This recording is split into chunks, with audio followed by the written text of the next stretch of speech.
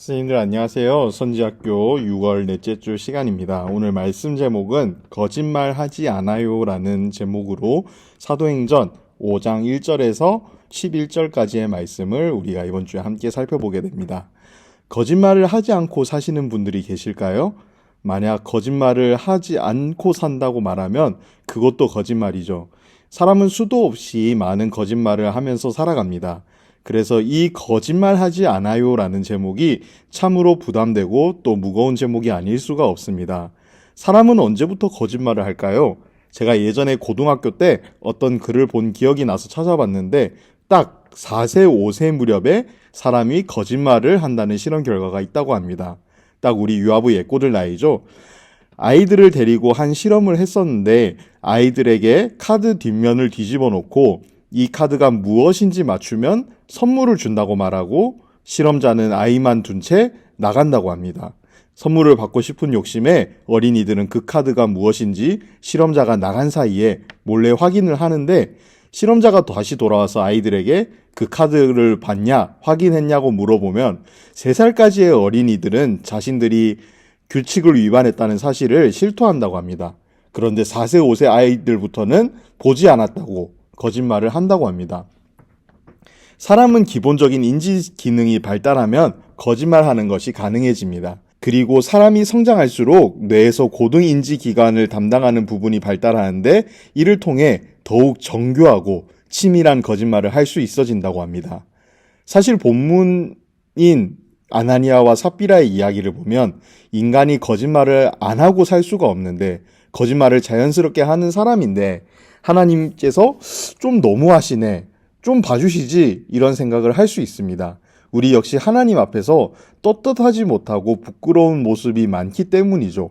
그래서 인간이 거짓말을 하기 시작한다는 그 나이대의 우리 예꼬들에게 우리들이 이 말씀을 어떻게 전해야 할지 조금 더 깊이 함께 고민해 봤으면 좋겠습니다. 사도행전은 예수님께서 1장 8절에 선교의 지상명령을 주신 대로 예수 그리스도의 복음이 사도들과 성도들에 의해 예루살렘과 온 유대와 사마리아와 땅끝까지 역동적으로 전파되어 가는 과정을 차례로 전개합니다. 3장에서 7장은 예루살렘 내에서 복음이 강력하게 선포됨과 동시에 교회들이 폭발적으로 성장해 나가는 내용을 보여주고 있습니다. 그런데 교회가 성장하는 과정 속에서 이런 성장과 팽창은 자연스럽게 이뤄진 것이 아니라 외적으로나 내적으로나 여러 시련을 직면해가고 또 그 시련을 극복해가면서 이뤄진 것입니다. 아나니아와 삽비라의 사건도 어떻게 보면 단순히 개인의 이 부부의 거짓말이 아니라 그것을 넘어서 그들의 작은 이 죄가 교회를 위기에 빠뜨릴 수 있다는 것을 보여주는 본문입니다. 아나니아와 삽비라의 부부의 성령 기만 사건의 배경을 살펴보면 이렇습니다. 본문의 앞단락인 4장 32절에서 37절을 보면 예루살렘 초대교회는 하나님의 큰 은혜 속에서 성도들이 서로 유무상통하는 아름다운 공동체를 형성해 가고 있었습니다. 밭과 집 있는 자는 그 소유를 팔아서 교회 앞에 바침으로 교회 내에는 결핍한 자가 없었습니다.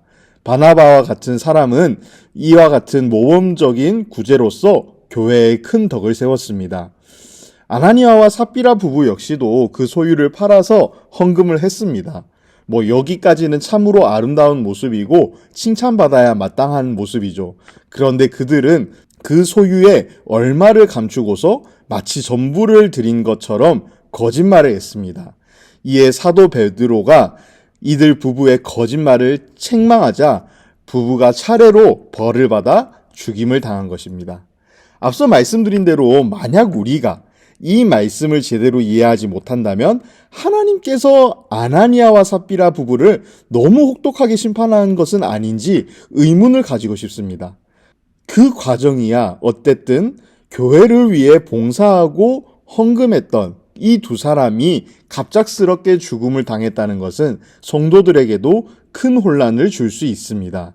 하지만 하나님께서 이 사건을 엄격히 다루신 데에는 그만한 이유가 있습니다. 하나님께서 이 작은 어떻게 작다고 여길 수 있는 이 거짓말 한마디를 왜 이렇게 크게 벌하셨는지 오늘 두 가지 포인트를 우리가 함께 살펴봤으면 좋겠습니다. 첫 번째로는 교회 내의 작은 죄가 온 교회를 위기에 빠뜨릴 수 있기 때문입니다. 3절을 보면 베드로가 성령의 감동을 받아 아나니아가 거짓말로 봉헌한 사실을 꾸짖고 있습니다. 그런데 베드로는 아나니아의 마음속에 사탄이 가득하다 했고 또 그의 행위는 성령을 속이는 행위라고 질책했습니다. 그가 내뱉은 거짓말은 그저 한마디의 거짓말이 아니라 교회 공동체를 무너뜨릴 수 있는 거짓말이었습니다. 그는 일부만 바치고서 전부를 바쳤다고 거짓말을 했습니다. 초대교회 성도들은 부한자들이 자기 재산을 바쳐 가난한 이들과 공유하는 생활을 하고 있었습니다. 이런 모습은 성도의 사랑을 실천하는 하나님 나라의 모형이기도 했습니다. 그래서 온 교우들이 순수한 마음, 이웃을 사랑하는 마음으로 재산을 바치고 공유했습니다. 하지만 아나니아와 삽비라처럼 거짓된 마음으로 선을 베푸는 사람들이 교회에 늘어나면 어떻게 됐겠습니까? 아, 저렇게 해도 괜찮구나, 저렇게 해도 되는구나 라는 생각이 다들 들면서 그러한 거짓된 행동들은 계속 늘어갔을 것입니다. 그래서 초대교회 성도들의 그 순수한 마음들, 사랑하는 마음들은 다 무너졌을 것이고 교회가 성장하고 있었는데 오히려 다툼이 생기기 시작하고 결국 교회는 분열과 갈등으로 가득한 싸움터가 되고 말았을 것입니다. 고린도전서 5장 6절에서 바울은 적은 누룩이 온 덩어리에 퍼지는 것을 알지 못하느냐라고 작은 죄에 대해서 경계하는 말을 했습니다. 교회 안에서 발생하는 작은 죄, 작은 거짓말, 거짓된 행동은 마치 누룩처럼 교회 전체를 오염시키고 교회를 망하게도 할 수 있습니다. 아나니아와 삽비라 부부의 죄가 만일 초대교회에 용납됐다면 초대교회는 부패하여 이 지상에서 스스로 자멸하고 말았을 것입니다. 우리가 하는 이 작은 거짓말들, 이것이 우리의 삶을 무너뜨릴 수 있고 우리의 가정을 무너뜨릴 수 있고 우리의 교회를 무너뜨릴 수 있다는 것을 우리들은 기억해야 될 것입니다.